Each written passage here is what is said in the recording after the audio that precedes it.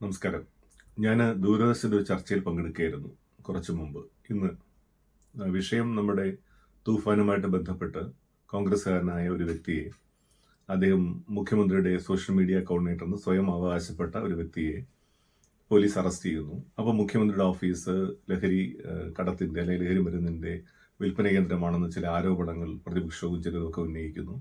അത് സംബന്ധിച്ച് സോഷ്യൽ മീഡിയയിലും മാധ്യമങ്ങളിലും വരുന്ന വാർത്തകൾ അതുപോലെ തന്നെ മെറ്റയുടെ കാര്യത്തിൽ മെറ്റയോട് സർക്കാർ ആവശ്യപ്പെട്ടിട്ടാണോ സർക്കാരിനെതിരെയുള്ള വിമർശനങ്ങളുടെ വാർത്തകൾ നീക്കം ചെയ്തത് തുടങ്ങിയ വിഷയങ്ങളായിരുന്നു ചർച്ചയിലുണ്ടായിരുന്നത്. ഇതിൽ രണ്ട് കാര്യങ്ങളാണ്. അതിൽ ഒന്നാമത്തത് ഈ MDA കൈവശം വെച്ചു അല്ലെങ്കിൽ വിറ്റു എന്നുള്ളൊരു വിഷയം. ശരിയാണ്, അയാളൊരു കോൺഗ്രസ്സുകാരനാണ്. എനിക്ക് ചോദിക്കാനുള്ളത്, ഒരു രാഷ്ട്രീയ നേതാവ് എത്രയോ പേരെ കാണുന്നു, എത്രയോ പേര് അദ്ദേഹത്തെ കാണാനെത്തുന്നു. അപ്പോൾ കാണാനെത്തുന്നവരെല്ലാം മോറലി കറക്റ്റ് ആണോ, അല്ലെങ്കിൽ ക്രിമിനൽ കേസിലെ പ്രതിയാണോ, അല്ലെങ്കിൽ അഴിമതി കേസിലെ പ്രതിയാണോ, റേപ്പ് കേസിലെ പ്രതിയാണോ, മയക്കുമരുന്ന് കച്ചവടക്കാരാണോ, ഉപയോഗിക്കുന്നവനാണോ എന്ന് നോക്കാനുള്ള അളക്കാനുള്ള ഒരു മാപിനിയൊന്നും ഒരു രാഷ്ട്രീയ നേതാവിൻ്റെയും കയ്യിലില്ല. അതിനുള്ള ഇന്ത്യൻ സംവിധാനവുമില്ല. ഇപ്പോൾ മുഖ്യമന്ത്രിയൊക്കെ കാണാൻ വരുന്ന ഒരാളിനെ, മുഖ്യമന്ത്രിയെ കാണാൻ ഓഫീസിലൊക്കെ എത്തുന്ന ഒരാളിനെ വേണമെങ്കിൽ നിരീക്ഷിക്കാം, വേണമെങ്കിൽ അതുപോലുമില്ല. അതൊന്നും നടക്കുന്ന പ്രായോഗികമായിട്ട് നടക്കുന്ന കാര്യമല്ല.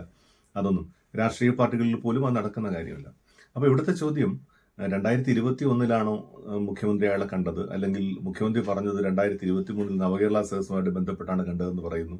അതിൽ തെറ്റുണ്ട്, അല്ല അതിന് മുമ്പ് കണ്ടതാണ്. അതൊന്നും അല്ലല്ലോ വിഷയം. അതൊക്കെ ഓർമ്മയിൽ വന്ന പിഴവിനെ നമുക്ക് നുണയെന്ന് വിളിക്കാം. അങ്ങനെ നമുക്ക് നുണയെന്നൊക്കെ ഒരാളെ വിളിക്കാൻ അധിക്ഷേപിക്കാം. പക്ഷെ അതല്ല നമ്മൾ കാതലായ വിഷയം എന്ന് പറയുന്നത് എന്താണ്? അയാൾ MDA വിൽക്കുന്നവനാണ് എന്ന് അറിഞ്ഞുകൊണ്ട് അയാളെ കണ്ടിട്ടുണ്ടോ, അയാളുമായിട്ട് ബന്ധം പുലർത്തിയിട്ടുണ്ടോ എന്നുള്ളതാണ്. അങ്ങനെ ആരെങ്കിലും തെളിയിക്കുകയാണെങ്കിൽ അത് തെറ്റാണ്. അത് പ്രതിപക്ഷ നേതാവായിരുന്നപ്പോൾ അദ്ദേഹം ചെയ്ത തെറ്റാണ്. മുഖ്യമന്ത്രി ആയതിനു ശേഷം അദ്ദേഹം ഇയാളെ ബന്ധപ്പെട്ടുവെന്ന് ഒരിടത്തും പറഞ്ഞു കണ്ടില്ല. മാത്രമല്ല, MDMA കേസിൽ അയാളെ അറസ്റ്റ് ചെയ്തത് ഇതേ സർക്കാരിന്റെ പോലീസ് തന്നെയാണ്. അതിൽ ഒരു രക്ഷാപ്രവർത്തനം നടന്നിട്ടില്ല, ആരും അയാളെ രക്ഷിക്കാനും പോയിട്ടില്ല. പിന്നെ എന്താണ് വിഷയം? അയാൾ കോൺഗ്രസ്സുകാരൻ MDMA വിറ്റുവിടുന്നുണ്ടോ? ഇടതുപക്ഷ അധ്യാപക സംഘടനയിൽപ്പെട്ട 2 അധ്യാപകരല്ലേ MDA വിറ്റ് അറസ്റ്റിലായത്? എന്തുകൊണ്ടാണ് അന്നത്തെ സർക്കാരിന് അവരെ പിടിക്കാൻ കണ്ടെത്താൻ കഴിയായിരുന്നത്? ആ ചോദ്യം പ്രസക്തമല്ലേ? അപ്പോൾ അതൊന്നും അങ്ങനെ പെട്ടത്. ഇപ്പോൾ ഓപ്പറേഷൻ തൂഫാൻ എന്നുള്ള ഒരു വലിയ പ്രൊജക്ട് വന്നതുകൊണ്ട് കോടിക്കണക്കിന് രൂപയുടെ മയക്കുമരുന്ന് പിടിക്കുന്നു, നമുക്ക് കേരളത്തിൽ ആശ്വാസകരമായ വാർത്തകൾ കിട്ടുന്നു. അതിനിടയിൽ അതിനെ മുക്കാൻ വേണ്ടിയിട്ട്, അല്ലെങ്കിൽ അതിൻ്റെ ഒരു മാനം തകർക്കാൻ വേണ്ടിയിട്ടുള്ള ശ്രമങ്ങളാണ് നടക്കുന്നതെന്ന് പറയാൻ പറ്റുള്ളൂ. ഇതൊരു വിഷയമേ അല്ല. അയാളെ പ്രതിപക്ഷ നേതാവ് എന്ന് കണ്ടു, എപ്പോൾ കണ്ടു, അതിൽ പ്രതിപക്ഷ നേതാവ് നുണ പറഞ്ഞെന്നുകൊണ്ടല്ല വിഷയം. അയാളെ കണ്ടുപിടിച്ചപ്പോൾ പോലീസ് അറസ്റ്റ് ചെയ്തു. യാദൃച്ഛികമായിക്കോട്ടെ, അതിൽ സർക്കാർ ഇടപെട്ടോ അല്ലെങ്കിൽ കോൺഗ്രസ് ഇടപെട്ടോ അയാളെ രക്ഷിക്കാൻ ശ്രമിച്ചോ, ഇങ്ങനെ നമുക്ക് തെറ്റെന്ന് പറയാം. അയാൾ MDMA വിൽക്കുന്ന ആളാണെന്ന് അറിഞ്ഞുകൊണ്ട് അയാളെ മുഖ്യമന്ത്രി ബന്ധപ്പെട്ടിരുന്നോ, അല്ലെങ്കിൽ പ്രതിപക്ഷ നേതാവ് ബന്ധപ്പെട്ടിരുന്നോ, ഇങ്ങനെ നമുക്ക് കുറ്റം പറയാം. ഇതില്ലാത്തടത്തോളം ഈ വിഷയത്തിന് യാതൊരു പ്രസക്തിയില്ല. അത് അവിടെ അടയുന്നു എന്ന് തന്നെയാണ് എൻ്റെ അഭിപ്രായം. നമ്മൾ വെറുതെ 2021 നവംബർ 23 എന്നൊക്കെ പറഞ്ഞിട്ട് ഒരു കാര്യമില്ല.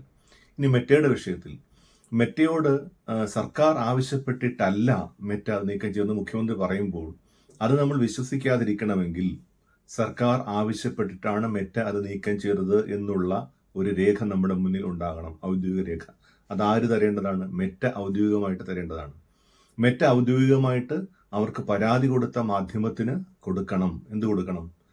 ഇങ്ങനെ ഒരു ലെറ്റർ പ്രകാരം സർക്കാർ ഞങ്ങളോട് ആവശ്യപ്പെട്ടിട്ടുണ്ട്. മെറ്റ വെറുതെ പറഞ്ഞാലും പോരാ. സത്യം പറഞ്ഞാൽ മെറ്റയ്ക്കും കള്ളം പറയാമല്ലോ. മെറ്റ കാണിക്കണം ആ മെയില്, അല്ലെങ്കിൽ ആ ഒരു പരാതി സർക്കാർ ആവശ്യപ്പെട്ടതിന്റെ രേഖ മെറ്റ കാണിക്കണം. അല്ല നമ്മൾ എങ്ങനെയാണ് വിശ്വസിക്കുക? മെറ്റയ്ക്കും കള്ളം പറയാമല്ലോ. അപ്പോൾ മെറ്റയുടെ കാര്യത്തിൽ അങ്ങനെ ഒരു രേഖ, സർക്കാർ കൊടുത്ത രേഖ കാണിച്ചുകൊണ്ട് മെറ്റ മറുപടി കൊടുക്കണം. ഈ രേഖ പ്രകാരം സർക്കാർ ആവശ്യപ്പെട്ടിട്ടാണ് ഞങ്ങൾ നീക്കം ചെയ്തത് എന്ന് വരുന്നത് വരെ ആ വിവാദത്തിനും യാതൊരു പ്രസക്തിയുമില്ല. അപ്രഖ്യാപിതമായ മീഡിയ സെൻസറിങ് എന്നൊക്കെ വിളിച്ച് അതിന്റെ മാനം ഉയർത്തിയിട്ട് അതിനെ മറ്റു രീതിയിൽ കൊണ്ടുപോകുന്ന അപഹാസ്യമാണെന്ന് മാത്രമേ പറയാനുള്ളൂ. അപ്പോൾ ഈ 2 വിഷയങ്ങളും അടുക്കപ്പെടുന്ന ഒരു കാഴ്ചയാണ് നമുക്കിവിടെ കാണാൻ കഴിയുന്നത്. ഇന്ന് സത്യം പറഞ്ഞാൽ ഇപ്പൊ സംഭവിച്ചുകൊണ്ടിരിക്കുന്നത് എന്താണ്? രണ്ട് ബുധനാഴ്ചകൾക്കിടയിൽ കുറെ ചീട്ടുകൊട്ടാരങ്ങൾ പോലെ കള്ളങ്ങൾ പടുത്തുയർത്തുന്നു. അടുത്ത ബുധനാഴ്ച വന്ന് മുഖ്യമന്ത്രിയെ പൊളിച്ചെടുക്കുന്നു. ഇന്നിപ്പോൾ വ്യാഴാഴ്ചയായി പോയി എന്നുള്ളതേ ഉള്ളൂ. അപ്പോൾ ഇന്നലെ കാണാത്തതിന് അതിനും പരാതി ഉണ്ടായിരുന്നു, അദ്ദേഹം ഒളിച്ചോടുകയാണെന്നൊക്കെ. ഒളിച്ചോടാൻ ഉള്ള സമയം വരട്ടെ. ഞാൻ 3 മാസമല്ലേ അയാൾ വന്നിരുന്നിട്ട് ഒന്ന് ഇതിപ്പോൾ ഉറപ്പിച്ചിട്ട് കാര്യങ്ങൾ എന്തെങ്കിലും ചെയ്യുന്നു നോക്കാനുള്ള ഒരു വർഷമെങ്കിലും കൊടുക്കാനുള്ള ഒരു മാന്യത പ്രതിപക്ഷമോ ചില മാധ്യമങ്ങളോ കാണിക്കുന്നില്ല. അതിനു മുമ്പ് വലിച്ച് താഴെ ഇടണം, അല്ലെങ്കിൽ അപഹാസ്യരാക്കണം, അവരെ കുറ്റക്കാരാക്കണം, ആരോപണ വിധേയരാക്കണം എന്നുള്ള ശ്രമം മാത്രമാണ് കണ്ടുവരുന്നത്. അതിനോട് ചോദിക്കാൻ ഒരിക്കലും കഴിയില്ല. ഞാൻ കോൺഗ്രസ്സുകാരനല്ല, എങ്കിലും പറയുകയാണ്, ഈ മുഖ്യമന്ത്രിക്ക് പൂർണ്ണ പിന്തുണ കൊടുക്കുന്ന ആൾ തന്നെയാണ്. കാരണം 10 വർഷത്തെ അനുഭവം ഉള്ളതുകൊണ്ട് തന്നെയാണ് അങ്ങനെ കിട്ടിയതാണ്. അതുകൊണ്ടാണ് 102 സീറ്റ് ജനങ്ങൾ കൊടുത്ത് വിജയിപ്പിച്ചത്. അപ്പോൾ അതിനെ നമുക്ക് കാത്തിരിക്കേണ്ട ഒരു ചുമതലയുണ്ട്. കാത്തിരുന്നതിന് ശേഷം പഴയ സർക്കാരിന്റെ പാതയിലാണ് പോകുന്നത്, അല്ലെങ്കിൽ ഒന്നും നടക്കുന്നില്ല, ഈ പറഞ്ഞതുപോലെയുള്ള വാചാടോപങ്ങൾ മാത്രമേ ഉള്ളൂ എങ്കിൽ നമുക്ക് അപ്പോൾ എതിർക്കാം.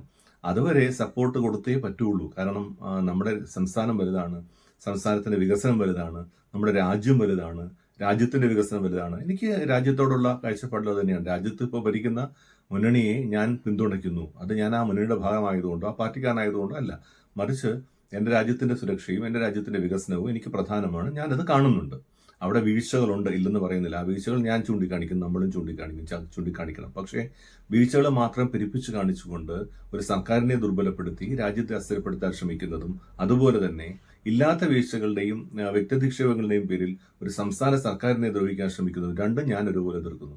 നമുക്ക് സംസാരിക്കേണ്ട ക്രിയാത്മകമായ കാര്യങ്ങളെക്കുറിച്ചാണ്. മുഖ്യമന്ത്രി പറഞ്ഞ കേരളം തുറമുഖ നഗരമാക്കുന്നതിന്റെ പ്രോജക്റ്റ് പ്രപ്പോസൽ അതുവരെ എത്തി, എന്തൊക്കെ നടപടി മുഖ്യമന്ത്രി എടുത്തു, സർക്കാർ എടുത്തു, അത് എത്രത്തോളം മുന്നോട്ട് നീങ്ങി, വേറെന്തെല്ലാം ക്ഷേമ പദ്ധതികൾ സർക്കാർ കൊണ്ടുവരുന്നു, ഈ 3 മാസത്തിനുള്ളിൽ തന്ന വാഗ്ദാനങ്ങൾ ഏതെല്ലാം തുടങ്ങി വെച്ചു, ഏതെല്ലാം നടപ്പിലാക്കാൻ കഴിഞ്ഞു, ഇങ്ങനെയുള്ള ക്രിയാത്മകമായ കാര്യങ്ങളല്ലേ നമ്മൾ സംസാരിക്കേണ്ടത്.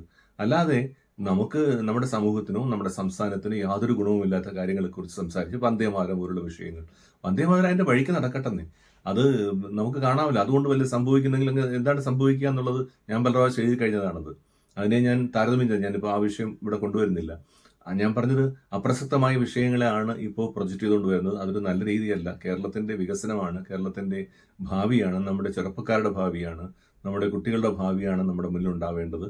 അതിനുവേണ്ടിയുള്ള ക്രിയാത്മക നിർദ്ദേശങ്ങളും ക്രിയാത്മക പിന്തുണയും ക്രിയാത്മക വിമർശനങ്ങളുമാണ് നമ്മൾ സർക്കാരിന് കൊടുക്കേണ്ടത്. അല്ലാതെ മുഖ്യമന്ത്രിയെയോ മറ്റു മന്ത്രിമാരെയോ വ്യക്തിപരമായി അധിക്ഷേപിക്കുക അല്ല വേണ്ടത്. അതുകൊണ്ട് നമുക്ക് യാതൊരു നേട്ടവും ഉണ്ടാകാൻ പോകുന്നില്ല.